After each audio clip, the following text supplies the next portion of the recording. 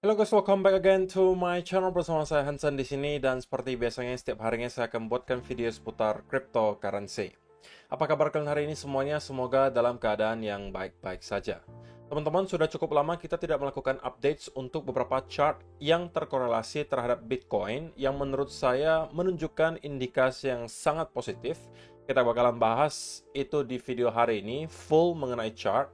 Tentunya juga di akhir video kita bakalan bahas spesifik soal Bitcoin, kira-kira apa yang sedang terjadi di price action, apa yang kemudian bisa kita expect untuk beberapa waktu mendatang. So, stay tune terus sampai akhir video. Sekarang kita bakal mulai dari CoinMarketCap terlebih dahulu. Per hari ini secara global market cap kripto berada di angka 1,41 triliun dolar atau naik sekitar 1,75%. Nah, di top 10 coin sendiri kita melihat dominan berwarna hijau, kenaikannya ranging antara 0, sekian persen hingga kurang lebih 3%. Dan lagi-lagi Solana menjadi top performer hari ini dengan kenaikan 3,47% menuju 60,01 dolar. So, itu adalah outlook sementara dari beberapa top coin yang ada. Sekarang kita langsung aja masuk ke chart. Nah, teman-teman, sebelum kita masuk ke Bitcoin, ada beberapa chart dulu yang pengen saya lakukan update karena sudah cukup lama ya kita nggak melakukan update. Pertama adalah dollar index. Teman-teman, apakah masih ingat terhadap salah satu senario yang sering banget saya sampaikan di dollar index mungkin ketika di sekitaran area di sini? Saya sampaikan kita berpotensi mengulangi sebuah senario yang sudah pernah kita lihat sebelumnya yang saya lingkari di sini. Dump, V-shape recovery, fake out, drop. Dump, kemudian V-shape recovery, fake out, drop. Nah, itu juga yang saya expect terjadi di dollar index sekarang. Dan ini sudah saya jelaskan berkali-kali sebelumnya. Dan saya anggap ini adalah dropnya. Ini adalah V-shape recovery-nya. Dan ini adalah fake out-nya. Which is, berarti next move adalah kita akan membentuk lower low baru. Tentunya untuk sekarang masih cukup jauh kalau kita berbicara soal lower low baru. Tetapi kita sudah mendapatkan beberapa indikasi yang sangat menarik. Pertama, teman-teman. Setelah kita konsolidasi cukup lama di atas area yang sebelumnya merupakan major resistance di sini, pada akhirnya kita kembali mampu jebol dan sudah fix kembali close di bawah area tersebut. Yang berarti kali ini kita akan kembali flip area tersebut menjadi area resistance. Itu yang pertama. Yang kedua, berarti sekarang kita bisa mengkonfirmasi bahwa yang kita lihat di sini adalah sebuah fake out. Sehingga bagi saya itu adalah dua indikasi yang sangat positif yang bisa kita lihat terjadi di dollar index. So, what's next? Itu mungkin pertanyaannya. Nah, untuk sementara kita bisa saja melihat dollar index bakalan sedikit sideways. Kenapa saya bisa katakan sedikit sideways? Karena kita sedang menghadapi area support juga, teman-teman. Ini yang saya bisa kategorikan sebagai minor support. So, kita bisa aja mendapatkan semacam konsolidasi, tetapi jika ini yang kita lihat, justru ini adalah senario paling baik yang menurut saya bisa terjadi ke dollar index. Harapan kita semua sebagai seorang investor cryptocurrency tentunya adalah dollar index terus mengalami penurunan karena biasanya Bitcoin dan dollar index itu korelasinya inverse. Alias biasanya kalau misalnya dollar index berada di keadaan downtrend atau bearish trend, maka Bitcoin berada di bull trend. Sebaliknya, jika dolar index itu berada di uptrend atau bullish trend, biasanya Bitcoin berada di keadaan bearish atau at least sideways. Begitu ya. Jadi, kalau misalnya yang kita lihat selama beberapa minggu berikutnya adalah sideways seperti ini, maka ini kembali memperbesar chance senario yang sudah kita tunggu-tunggu selama berminggu-minggu atau beberapa bulan terakhir, itu segera akan terjadi.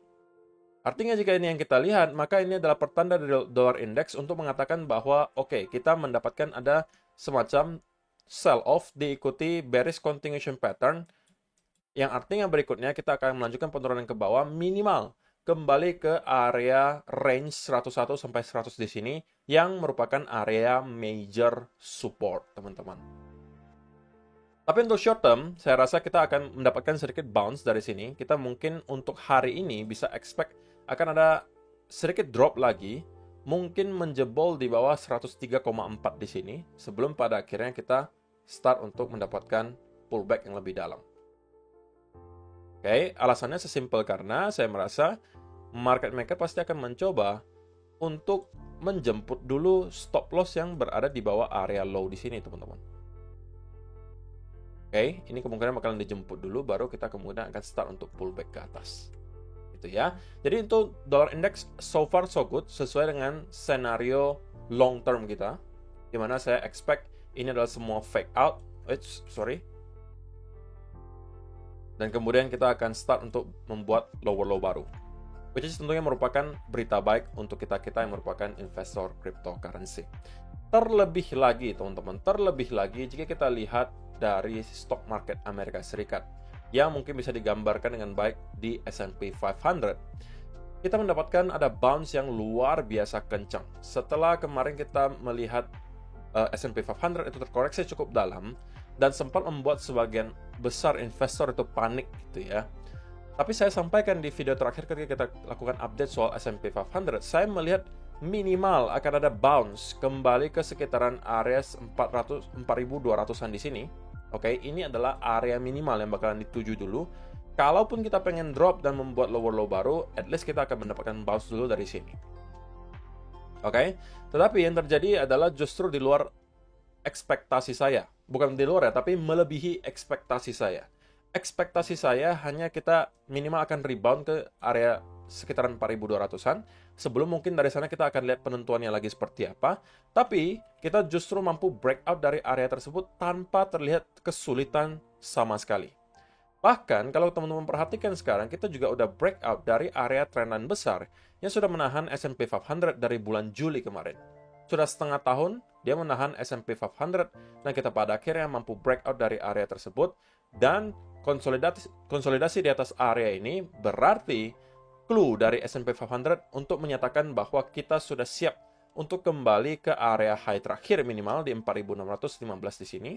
Dan kalau ini mampu kita jebol, sekali lagi bagi saya tidak ada lagi alasan dan hadangan bagi S&P 500 untuk kembali ke all time high yang berada di sekitaran 4.800 di sini. Dan menembus ke all-time high yang baru. Saya rasa ini adalah skenario yang sangat likely terjadi, dan kita bisa lihat dalam beberapa bulan ke depan itu bakalan terjadi. Nah, sekali lagi teman-teman, kenapa ini sangat penting ketika kita berbicara soal investasi di Bitcoin? Kenapa kita harus lakukan update untuk beberapa chart ini? Karena kita berbicara soal statistik, teman-teman. Secara historis, memang kedua chart ini terkorelasi erat dengan pergerakan harga Bitcoin. Jika dolar indeks itu korelasinya inverse atau berkebalikan, sedangkan untuk S&P 500 itu secara general korelasinya itu positif atau sejalan. Ketika S&P 500 secara general berada di keadaan bullish trend, maka Bitcoin juga biasanya akan melakukan hal yang sama. Sebaliknya, ketika kita melihat S&P 500 itu berada di bearish trend, biasanya Bitcoin juga bakalan kesulitan untuk mendapatkan rally yang terlalu kencang. Tetapi untuk sementara, semua masih sesuai dengan skenario yang sudah kita bahas dari beberapa bulan yang lalu gitu ya, bahwa sampai detik ini pun saya masih merasa bahwa S&P 500 mempunyai chance yang cukup tinggi untuk kemudian at least kembali nge-retest ke area all-time high sebelumnya. Begitu ya. Jadi itu adalah updates untuk beberapa chart yang selalu kita lakukan update setiap kali ya kita mau melihat chart selain kripto gitu ya. Karena itu adalah dua chart yang menurut saya cukup penting dan sangat terkorelasi dengan pergerakan harga Bitcoin. Nah, sekarang kita bahas spesifik soal Bitcoin. What happened, teman-teman? Nah, di video kemarin saya ada sampaikan bahwa sebenarnya ada potensi scalping untuk teman-teman yang mungkin pengen untuk melakukan long, yaitu adalah apabila kita breakout dari trendline ini. Oke, tetapi kemarin saya sampaikan ke teman-teman, saya sarankan untuk menunggu dia retest dulu ke arah trendline, breakout, dan ini kalian baru masuk. Nah, pertanyaannya tentunya, ada dua skenario yang bisa terjadi di sini. Antara teman-teman memang ketinggalan sama sekali, alias tidak masuk karena mungkin tidak sesuai dengan skenario yang kemarin kita bahas, atau kalian yang lebih pro, itu bisa saja adjust trend line-nya, yang awalnya seperti ini, tapi karena ada pergerakan baru, maka jatuhnya seperti ini sekarang. Dan kalau itu yang kalian lakukan, maka kalian juga bisa masuk harusnya ketika breakout di sini dan menargetkan minimal ke area upper trend line. Tetapi kalaupun kalian tidak sempat masuk, that's fine teman-teman. Tidak ada yang perlu dikhawatirkan, tidak ada yang perlu dipanikin. Kenapa? Karena kalian trading, kalian bukan investasi. Beda cerita kalau kalian invest. Kalau kalian invest, kalian juga tidak perlu setiap hari memantau chart sebenarnya. Menurut saya ya. Karena kalau kalian katakan kalian investasi, ya intinya selama kalian merasa fundamental dari aset yang kalian pegang itu baik, selama kalian masih merasa harganya cukup under value, ya sudah di hold saja. Apa yang perlu kalian pusingkan gitu. Beda cerita kalau kalian traders. Kalau kalian traders pun kalian menurut saya jangan terlalu terpaku dan merasa bahwa setiap hari saya harus berada di market, dan juga kalian selalu merasa ketinggalan setiap kali ada pergerakan seperti ini. Wah, kok saya kemarin nggak sempat masuk, gimana ya kok, apa masuk sekarang aja? Nah, itu yang bahaya gitu. Itu berarti kalian udah sedikit kemakan FOMO, teman-teman. Jangan sampai itu kalian lakukan. Nah, jika kalian memang tidak sempat masuk, sudah dibiarkan saja dulu Bitcoin-nya bergerak. Akan ada setup berikutnya, teman-teman. Nggak usah khawatir, pasti akan ada lagi peluang cuan berikutnya. Kalau toh yang ini tidak kalian dapatkan, ya kalian harus bersyukur, at least kalian tidak loss gitu. Kalau misalnya nggak dapatkan serapnya, ya sudah, kalian nggak rugi gitu loh. Apa yang kalian pusingin, ya tinggal tunggu lagi serap berikutnya datang. Simple itu. Ya kan? Nah, lalu pertanyaan berikutnya mungkin, what's next kok? Apa yang akan kita lihat berikutnya terjadi? Nah, untuk sementara, karena kita mampu melakukan breakout dari area pattern di sini, maka itu adalah sebuah indikasi yang sangat positif, teman-teman. Nah, untuk sekarang, saya masih mempunyai bias bullish. Kenapa? Karena kita berhasil breakout dari trendline di sini. Tetapi apakah bias saya bullish berarti saya langsung akan menekan tombol buy? Tidak begitu. Karena saya tidak menemukan ada setup sesuai dengan keinginan saya. Oke? Nah, hal ini bisa terinvalidasi, teman-teman. Hal ini bisa terinvalidasi apabila yang kita lihat berikutnya adalah kita kembali untuk jebol di bawah area 36.800. Jika kita kembali close di bawah area tersebut minimal di 1 hour chart, saya justru merasa bahwa itu adalah indikasi untuk menunjukkan ke kita bahwa yang kita lihat di sini adalah fake out. Oke, jika kita mampu close lagi di sekitaran area di bawah 36.800. Jika 1 hour chart closing di bawah area itu, maka kita bisa consider ini sebagai fake out. Dan justru menurut saya, kita bisa berfokus untuk mencari peluang untuk short apabila hal tersebut sampai terjadi. Jika kita closing di bawah area ini, terlebih lagi kita break di bawah area trendline yang sudah tercipta di sini, dan consolidate, ini adalah peluang bagi kita untuk short. Siapa tahu bisa ketemu dengan setup dengan risk to reward ratio yang baik. Tetapi ada dua hal yang perlu terjadi sebelum kita menekan short. Pertama, kita harus close di bawah area 36.800 dan break di bawah trendline ini. Itu adalah dua indikasi kuat yang kemudian membuat saya akan flip ke arah bearish. Tapi sebelum hal tersebut terjadi, saya masih cenderung biasnya bullish untuk short term, dan targetnya adalah kembali ke area high di sekitaran $38.000. Oke. Nah, jika kita terus-menerus mendapatkan bounce dari sekitaran area di sini, kenapa saya katakan kalau kita mau short, kita minimal juga harus tunggu breakdown dari trendline-nya, teman-teman. Karena kalau tidak, kita berpotensi juga membentuk salah satu pattern yang mungkin sering teman-teman temukan di channel saya, karena saya cukup senang dengan pattern ini, yaitu adalah ascending triangle, teman-teman. Jika kita bisa melihat Bitcoin terus-menerus mendapatkan bounce dari area ini, dua bounce lagi menurut saya akan memvalidasi bahwa ini adalah sebuah ascending triangle. Untuk sementara belum tervalidasi, tapi ini baru potensi pattern. Kalau ini kita lihat, kita bounce lagi dari sini, naik lagi, bounce lagi. Ini adalah berarti kita akan kemudian melanjutkan kenaikan. Kemungkinan next target sudah akan berada di sekitaran area $40.000. Kenapa $40.000? Ya, pertama itu adalah area angka psikologi. Kedua tentunya kalau kita lihat ke sebelah kiri, maka kita juga akan temukan bahwa area 40.000 sebelumnya selalu menghasilkan bounce yang lumayan kencang. Yang artinya sebelumnya ini juga merupakan area major support, ini bisa flip menjadi area resistance. Dan dari sana kita mungkin bisa expect akan ada semacam selling pressure yang kalau misalnya mampu kita tembus, wah itu bisa membuat Bitcoin bergerak sangat liar ke atas. Itu menurut saya teman-teman. 40.000 akan menjadi key level yang menurut saya wajib dipertahankan jika para bears masih pengen untuk mencoba mendorong harga Bitcoin kembali ke area 31.000 di sini, mungkin kembali untuk nge-retest area yang sebelumnya menjadi major resistance, kali ini kita flip menjadi support.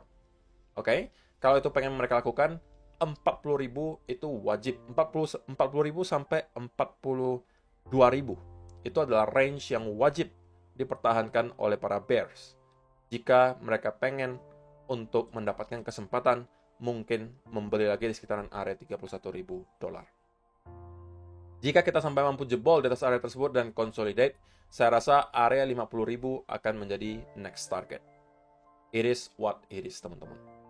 So, kalau misalnya teman-teman yang belum sempat melakukan atau mendapatkan setup apapun, maka sekarang sekali lagi bukan saat yang tepat menurut saya, kecuali kalian kemarin sempat mendapatkan setup.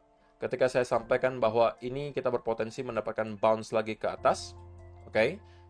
Dimana saya sampaikan bahwa ini adalah potensi buy jika kita mampu breakout dari trendline, tapi saya memang menyarankan bahwa teman-teman masuk ketika dia sudah retest trendline-nya di sini, breakout dan masuk. Kalau misalnya kalian sempat masuk, ya selamat. Kalau kalian tidak sempat masuk, ya nggak apa-apa. Ditunggu saja berikutnya setup yang akan datang. Tetapi untuk sementara, bias saya masih akan stay berada di keadaan bullish selama kita tidak kembali close di bawah area 36.800. Jadi semoga penjelasan video hari ini cukup jelas untuk teman-teman semua. Untuk video besok akan ada satu penjelasan yang menurut saya sangat penting, terutama untuk para altcoin holders, karena menurut saya ada indikasi yang sangat penting yang perlu kita waspadai dan juga kita perhatikan jika kita merupakan altcoin holders.